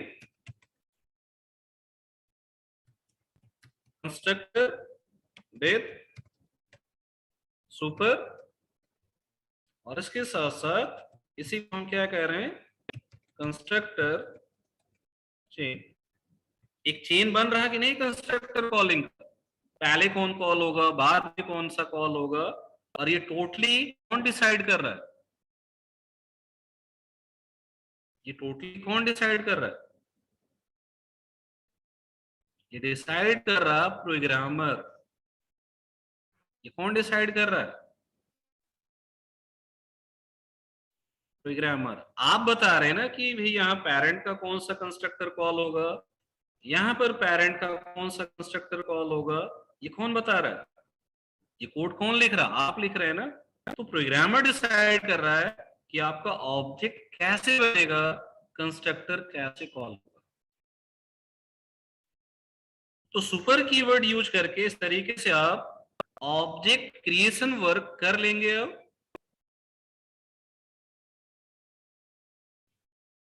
ऑब्जेक्ट क्रिएशन वर्क हो जाएगा। आज विशाल नहीं है क्या सेशन में? विशाल, अच्छा वो लीव पर शायद है।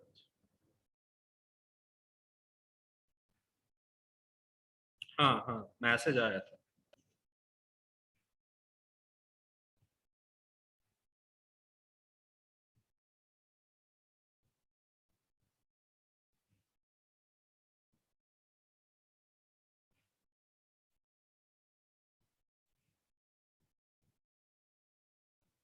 ये कॉलिंग स्टेटमेंट मार्क कर लिया है दोनों। आप यहाँ इसको भी कॉल करके टेस्ट कर सकते हैं।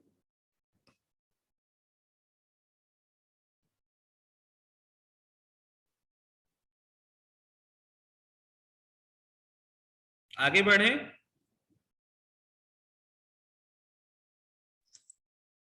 सर हाँ बताइए। सर इस कोड का एक बार आप फ्लो ऑफ एग्जीक्यूशन बता सकते हो क्या पूरा? वही तो बताया अभी भाई, 2 बार रिपीट किया हमने। और क्या बता रहे थे इतनी देर से? नहीं सर, सिर्फ 2 मिनट में सिर्फ फर्स्ट लाइन से सिर्फ थोड़ा सा। देखिए इसमें हम लोग इनहेरिटेंस को यूज कर रहे हैं, और इस एग्जाम्पल को अब आप एक और बिहेवियर के अकॉर्डिंग यहाँ देख सकते हैं। ये किस टाइप का इनहेरिटेंस हो गया? Multi level. Multi level inheritance. तो यहाँ पर हमारे पास रिक्वायरमेंट क्या थी कि हम एक पर्सन क्लास बनाए।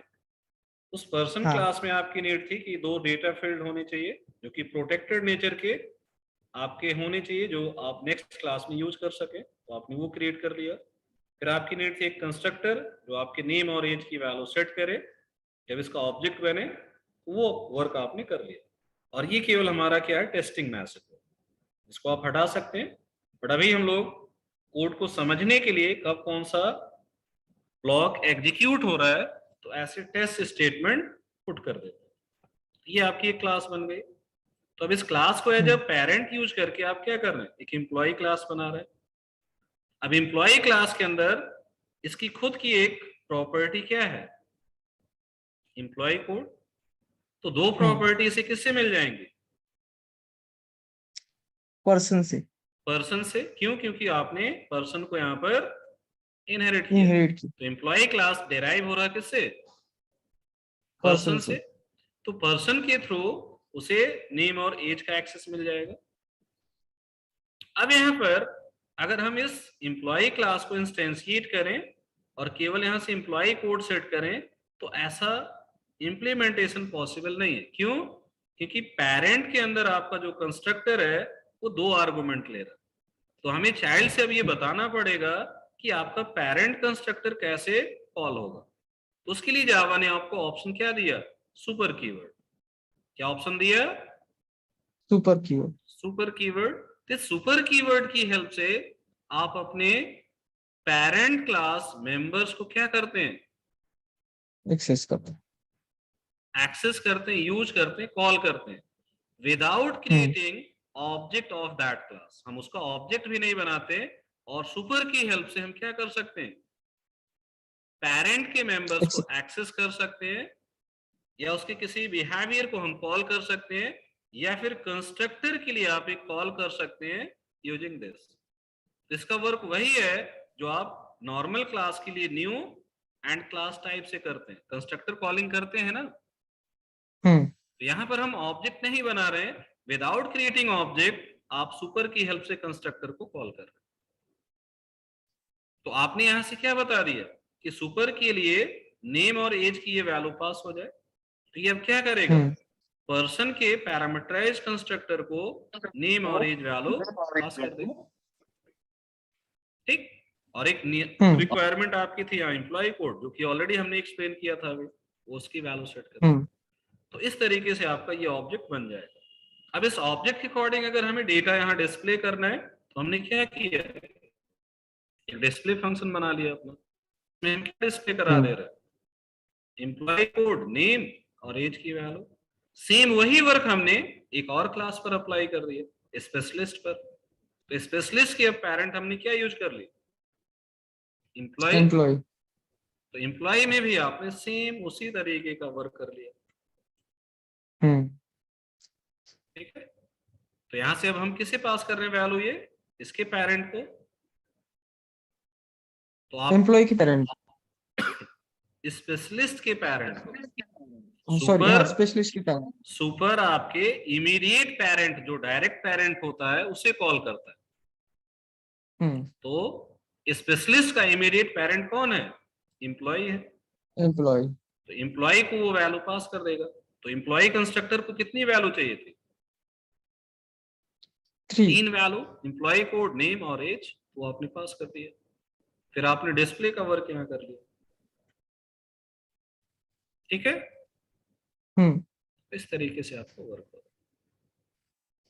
और कॉलिंग के लिए आपने यहाँ एम्प्लॉय और स्पेशलिस्ट ऑब्जेक्ट से उसको टेस्ट कर लिया। ओके। और कोई कंफ्यूजन किसी का, आगे बढ़े, फिर आगे बढ़े। Yes sir. चलिए, तो यहां पर एक दो सैंपल कोड है, उसका आउटपुट आपको बताना है। देखिए, ये ऑलरेडी हम डिस्कस कर चुके हैं, पॉइंट्स देख लीजिए एक बार आप।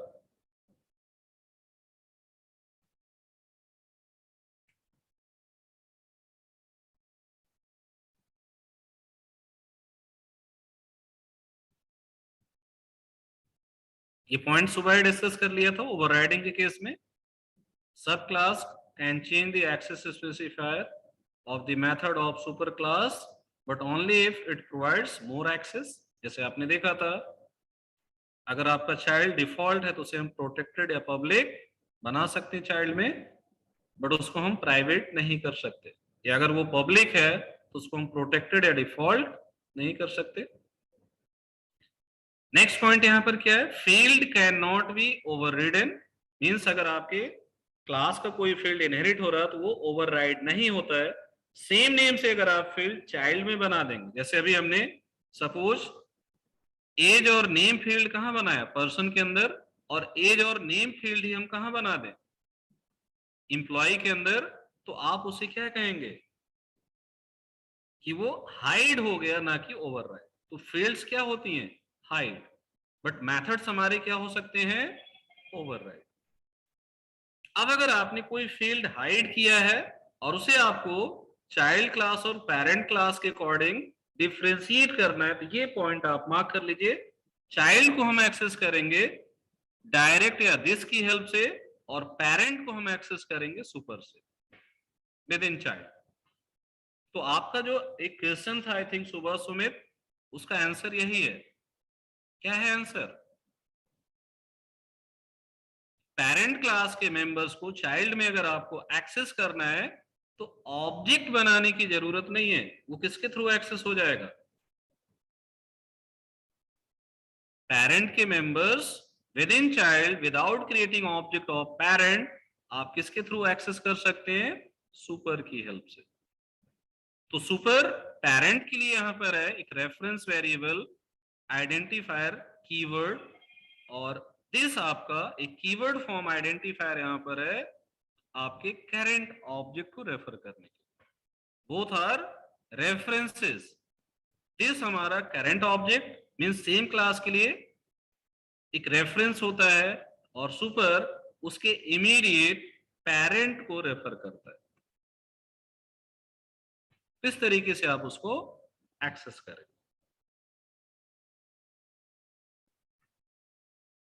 यहां पर एक कोड है, अब इस कोड का आउटपुट आप लोग बताएंगे, ठीक है। फर्स्ट ऑब्जेक्ट आपका जो यहां पर क्रिएट हो रहा है उससे क्या आउटपुट आएगा, और सेकंड का जो ऑब्जेक्ट क्रिएशन वर्क है उससे क्या आउटपुट आएगा। सर टाइम लेकर, तुरंत, जल्दबाजी नहीं, गलत नहीं होना चाहिए आउटपुट। सर पहले का पूछना था, क्या पहले का? जो चाइल्ड मेंबर पेरेंट में एक्सेस करते उसके लिए क्या बताया आपने? पेरेंट के मेंबर चाइल्ड में सुपर, और चाइल्ड के दिस, चाइल्ड के लिए तो दिस बाय डिफॉल्ट यूज ही कर रहे हैं ना, हाँ हाँ पेरेंट के मेंबर के लिए सुपर, ठीक है। पेरेंट को अगर हमें एक्सेस करना है तो क्या यूज करेंगे, सुपर कीवर्ड। तो सुपर कीवर्ड के दो यूजेस हैं, एक आपने अभी देखा कंस्ट्रक्टर कॉलिंग, और दूसरा यूज है पेरेंट के मेंबर्स को चाइल्ड क्लास में एक्सेस करने के लिए without creating object of parent, ठीक है। तो इससे आप डायरेक्ट उसको एक्सेस कर सकते हैं सुपर कीवर्ड से।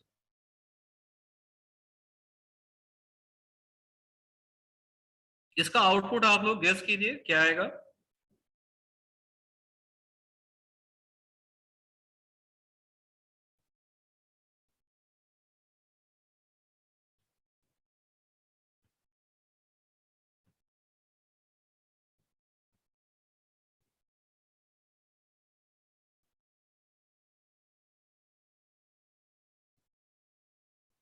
थर्टी सेकेंड से ज्यादा टाइम नहीं लगना चाहिए।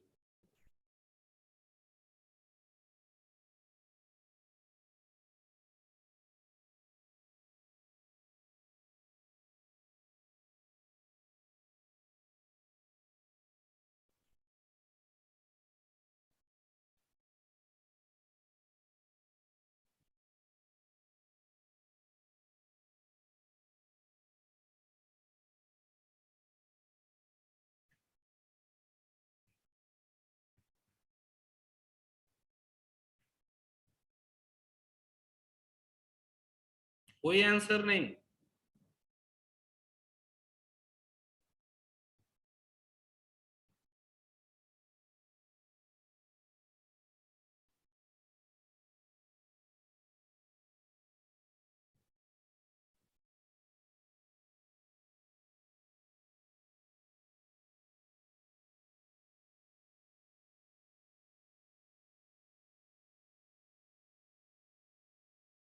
सोनल का आउटपुट है डिफॉल्ट कंस्ट्रक्टर ऑफ क्लास ए।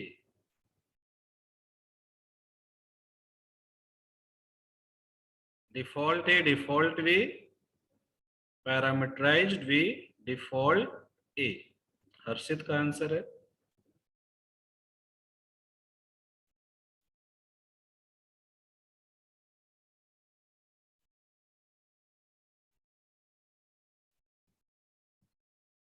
भी रिस्पॉन्स कीजिए, गलत ही होगा ना।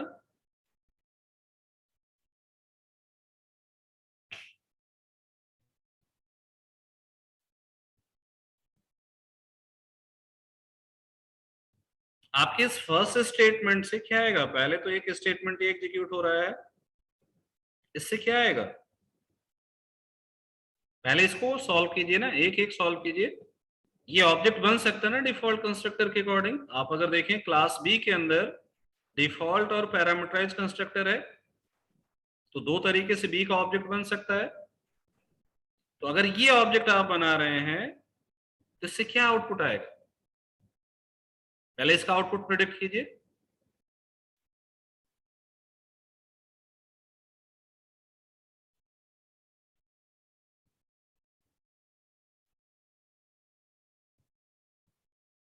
यहां से कंट्रोल कहां जाएगा,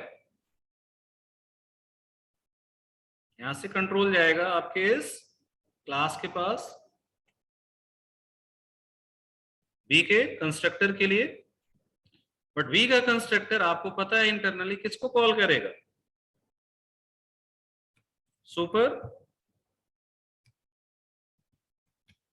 सुपर यहां पर है ना, ये सुपर किसको कॉल करेगा,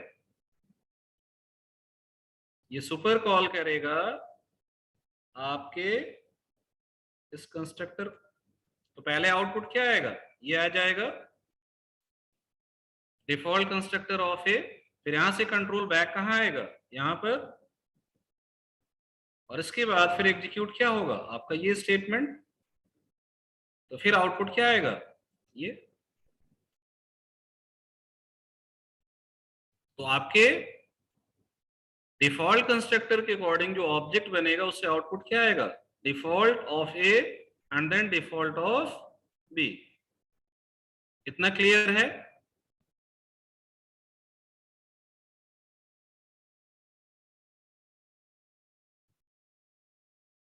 अब दूसरा केस, ये जब आपका कॉल होगा तो इसमें क्या होगा, यहां से कंट्रोल किसके पास जाएगा,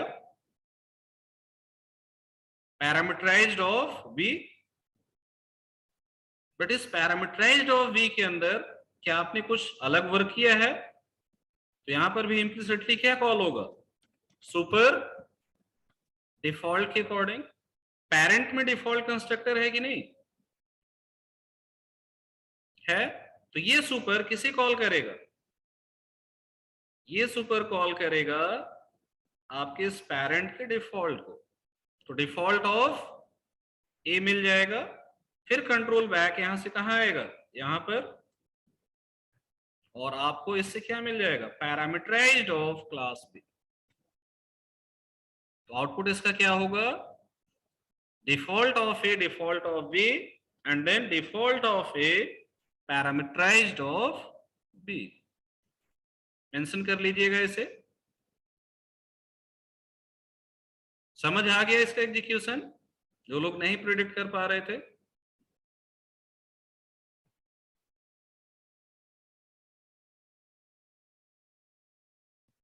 ठीक है, इसी तरीके से एक आउटपुट यहां पर और है, इसको बताइए। अब इसमें हम आपकी हेल्प नहीं करेंगे, सॉल्व कीजिए and with in 20 second response कीजिए।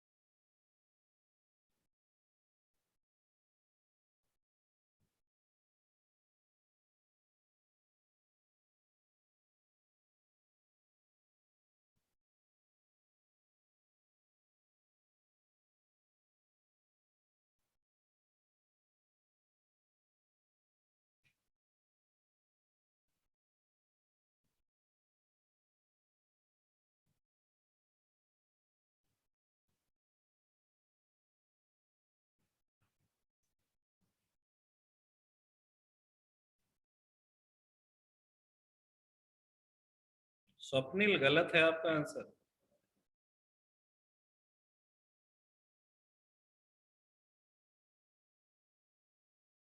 सोनल आपका भी दूसरा आंसर गलत है। नयन आपका भी रॉन्ग है।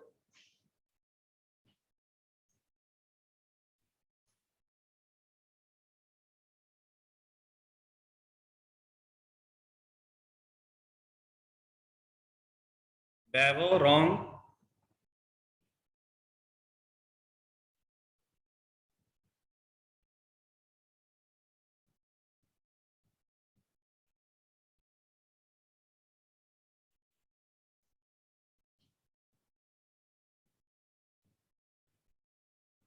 मोर रिस्पॉन्सेस। दीपेंद्र, बाकी लोगों का करेक्ट है।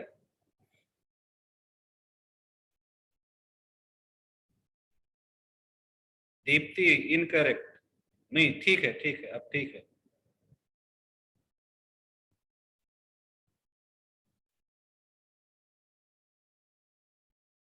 नीलेश करेक्ट है अब।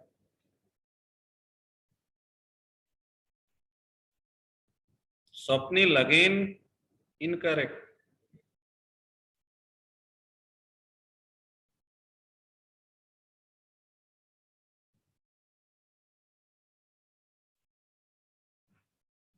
इस बार मैक्सिमम लोगों का आउटपुट करेक्ट मिला है। देखिए करेक्ट आंसर क्या होगा इसका, इस केस में तो सेम वही वर्क होगा, क्योंकि आप देख सकते हैं दोनों के डिफॉल्ट कंस्ट्रक्टर में कुछ अलग वर्क तो किया नहीं गया है। तो default of A and default of B call हो जाएगा फर्स्ट केस में। तो default of A and default of B इस केस में कॉल हो जाएगा। ये तो सभी का सही है। पर दूसरा केस जो आपका है, आप देखें तो इसमें क्या हो रहा है, जब आप पैरामीटराइज्ड ऑब्जेक्ट बना रहे हैं बी का, तो इस पैरामीट्रिक कंस्ट्रक्टर के अंदर क्या हो रहा है, सुपर कॉल हो रहा है। और सुपर से क्या पास हो रहा है, पैरामीटर। तो जब ये ऑब्जेक्ट बनेगा आपका, तो ये किसे कॉल करेगा, इसको। और इसके अंदर ये सुपर आपको मिल रहा है, तो ये सुपर किसे कॉल करेगा, पैरेंट के। ये डिफॉल्ट को कॉल करेगा या पैरामीटराइज्ड को, पैरामीटराइज्ड को कॉल करेगा। पैरामीटर। हाँ, कई लोगों ने क्या आंसर में भेजा, डिफॉल्ट ऑफ ए। तो डिफॉल्ट ऑफ ए नहीं कॉल होगा, क्या कॉल होगा, पैरामीटराइज्ड ऑफ ए। और फिर यहां से कंट्रोल बैक कहाँ आएगा, यहां पर। तो यहां से आपको क्या मिलेगा, पैरामीटराइज्ड ऑफ बी। क्लियर हुआ। तो आपको कंफ्यूज करने के लिए भाई ऐसे बहुत क्वेश्चन बन सकते हैं। अगर आपको समझ आ गया ये सुपर कब कॉल होगा, कब इम्प्लिसिट उसके लिए वर्किंग है, आपके आंसर 100% करेक्ट होंगे, विद इन सेकंड्स आप कर सकते हैं। बट अगर आपको ये कंफ्यूजन है तो फिर गेस करेंगे, और प्रोग्रामिंग में आपको पता है गेस कितने % सही होगा।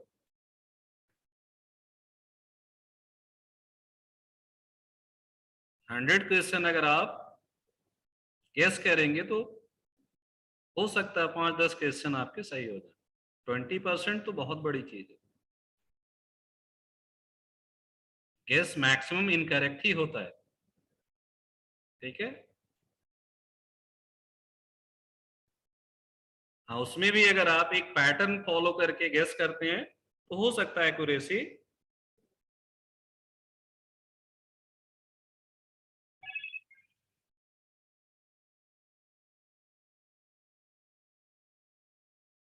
ठीक है। हाँ, जय माता दी नहीं चलेगा, जय माता दी तो वही।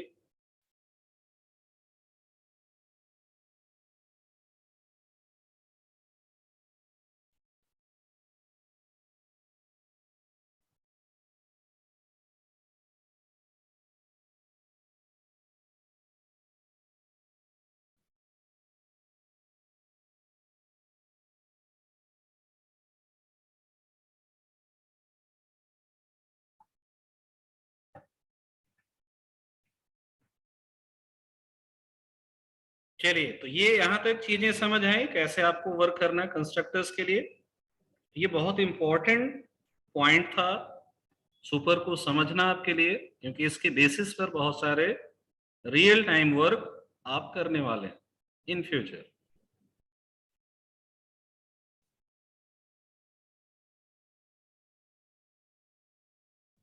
क्या कह रहे हैं दीपेंद्र, नहीं समझे। सर समझ गया, मतलब सर काफी हद तक समझ में आ रही हैं चीजें, क्योंकि सर जावा पहली बार एक्चुअली पढ़ रहे हैं ना, हाँ। उससे पहले कभी इतनी ज्यादा हार्ड प्रोग्रामिंग की नहीं है। नहीं तो देखिए, हमारी कोशिश भी आपके लिए वही है कि आपको दिक्कत ना है, ठीक है। Yes sir, yes sir. अभी हमने पेस बिल्कुल नॉर्मल रखा है, ठीक है। Yes sir. और आप लोगों के अकॉर्डिंग ही चल रहे हैं कि चीजें आप समझ सकें। हाँ, सर। जब आप दूसरी लैंग्वेज में जाएंगे तो वहां पर पॉसिबिलिटी है स्पीड थोड़ी सी फास्ट रहेगी लोगों की, क्योंकि अभी हम आपको प्रॉपर टाइम दे रहे हैं जितनी टाइम आपको एक्चुअली रिक्वायर्ड है, ठीक है। यस सर, तो यस सर। आपके एंड से अब एफर्ट ये होना चाहिए कि आप चीजों को प्रैक्टिस करें जितना ज्यादा कर सकते हैं। और ऐसा कुछ नहीं कि आपको नहीं आएंगे समझ, चीजें आएंगी समझ, ठीक है। Yes sir, yes sir. हाँ, लॉजिक बिल्डिंग में थोड़ा टाइम लगेगा, बट कंसेप्चुअली चीजें आप समझ लेंगे। लॉजिक बिल्डिंग तो टाइम टेकिंग है, नो डाउट। उसमें जैसे जैसे आप प्रोग्राम्स बनाएंगे उससे एक आइडिया मिलेगा कैसे हमें प्रॉब्लम्स बनानी है, फिर उससे आपको क्लियरिटी आएगी। यस ठीक है। Sir, yes sir. तो अब यहाँ पर इनहेरिटेंस का जो बिहेवियर आपने यूज किया, इनहेरिटेंस के साथ एक वर्क यहाँ पर हमें कुछ केसेस में करना होता है, और वो वर्क है, जैसे अभी आपने कोई भी क्लास बनाया तो आप देख सकते हैं उस क्लास को हम इनहेरिट कर सकते हैं कि नहीं। Any class that we are creating we can inherit that, कर सकते हैं। अब सपोज आपने एक बहुत अच्छी फंक्शनैलिटी वाला क्लास डिफाइन कर लिया, एक लाइब्रेरी आपने बना दी जिसमें आप बहुत सारे वर्क कर रहे हैं, और उस लाइब्रेरी के अंदर जितनी भी चीजें आपने बनाई नॉर्मल इंप्लीमेंटेशन के अकॉर्डिंग करके आपने दे दिया, और उस क्लास को पब्लिक बनाया, और उसके सारे मेथड्स भी क्या हैं, पब्लिक हैं। तो कोई पर्सन अगर आपकी उस लाइब्रेरी को यूज कर रहा है तो वो इनहेरिट करके क्या कर सकता है, अपनी एक नई लाइब्रेरी बना सकता है कि नहीं।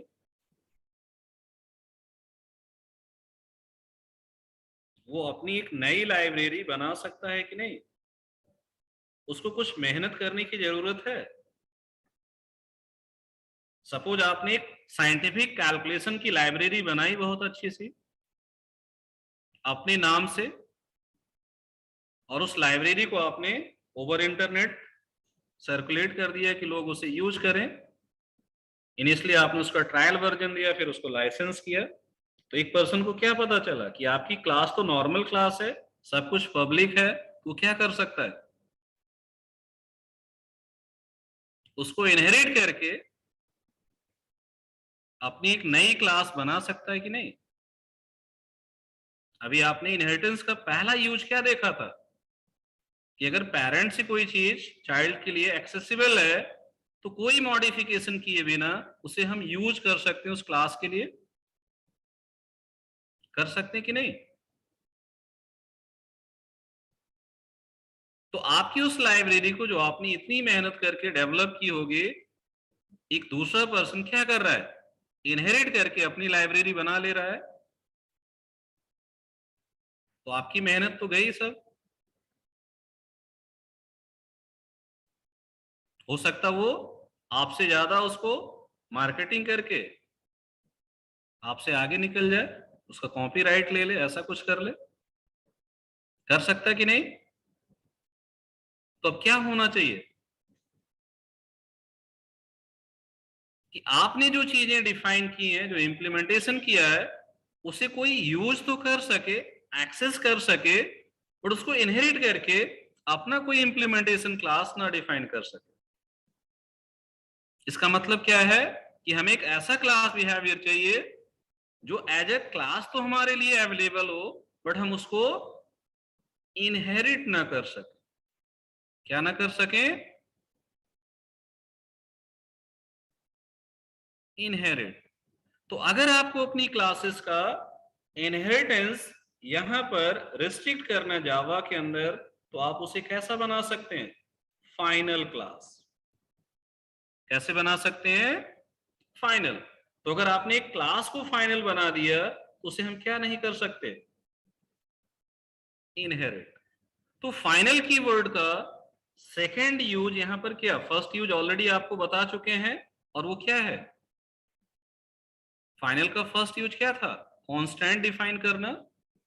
सेकेंड यूज यहां पर क्या है, you can create a class final, और वो करते ही क्या होगा, उसको इनहेरिट आप नहीं कर सकते। तो अगर हमें क्लास का इनहेरिटेंस रोकना है तो हम उस क्लास को क्या करेंगे, उस क्लास को हम क्या करेंगे, फाइनल बना देंगे। तो अब अगर आपने सपोज यहां सिक्योरिटी ये क्लास फाइनल बना दे, और सपोज यहां पर हम अपनी एक क्लास बनाते हैं कुछ टेस्ट, और इस टेस्ट क्लास के अंदर हम क्या करना चाहते हैं, एक्सटेंड्स सिक्योरिटी, तो ये पर्टिकुलर वर्क क्या हम कर पाएंगे, नहीं, ये इनवैलिड है। आप कंपाइल करेंगे, आपका कोड कंपाइल नहीं होगा। तो अगर हमें क्लास की इनहेरिटेंस को रोकना है तो आप अपनी क्लास को डिफाइन करते समय उसके साथ एक मॉडिफायर क्या लगा सकते हैं, फाइनल। समझ आया फाइनल का यूज? बस इसे टेस्ट करना है, कंपाइल करेंगे कोड, इस तरीके से वर्क करके एरर आएगा, इसका मतलब आप ये वर्क नहीं कर सकते। तीसरा यूज आपके फाइनल कीवर्ड का क्या है, आप इसे मेथड के साथ भी अप्लाई कर सकते हैं। तो मेथड के साथ जब आप अप्लाई करते हैं तो आपके मेथड की ओवरराइडिंग नहीं हो सकती। जैसे अभी मान लीजिए हम लोगों ने सुबह माई बेस क्लास के अंदर डिस्प्ले बनाया था, तो डिस्प्ले मेथड हम डेराइव के अंदर ओवरराइड कर रहे थे। डेराइव को कोई दूसरी क्लास अगर इनहेरिट कर रहा होगा तो वहां पर भी वो ओवरराइड होगा, मींस उसकी ओवरराइडिंग हम कितने भी लेवल पर जाकर कर सकते हैं। तो यहां पर भी प्रॉब्लम क्या है कि आपके मेथड्स की डेफिनेशन को कोई क्या कर सकता है, ओवरराइडिंग के थ्रू चेंज कर सकता है। अब सपोज आपका कुछ ऐसा फंक्शनल वर्क है जिसे आप चाहते हैं कि आप केवल यूज कर सकें, एक्सेस कर सकें इनहेरिटेंस के थ्रू अपनी क्लासेस के लिए, बट आप उसकी डेफिनेशन को क्या ना कर सकें, चेंज, मॉडिफाई, ओवरराइड। तो ऐसे केसेस के लिए आप अपने मेथड्स को कैसा बना देंगे, फाइनल मेथड। तो फाइनल का थर्ड यूज क्या है, we can define methods as final, और मेथड को फाइनल बनाते ही आपको क्या बिहेवियर मिलेगा,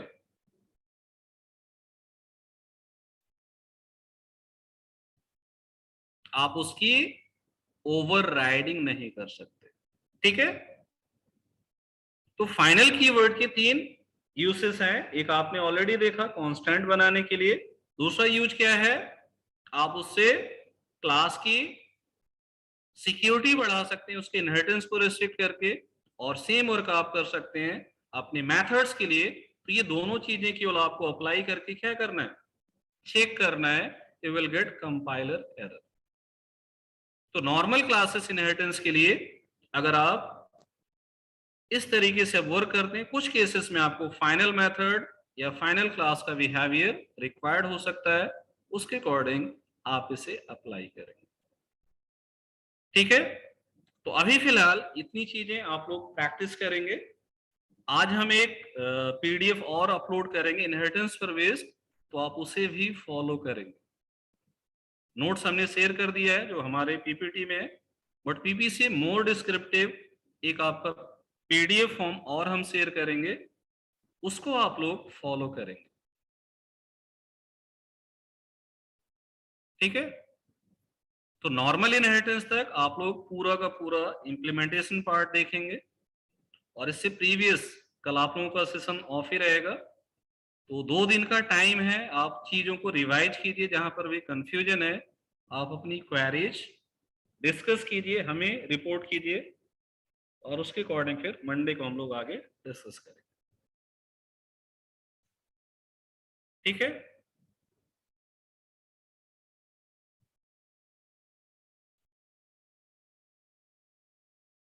चलिए तो आज यहीं पर फिनिश करते हैं हम लोग।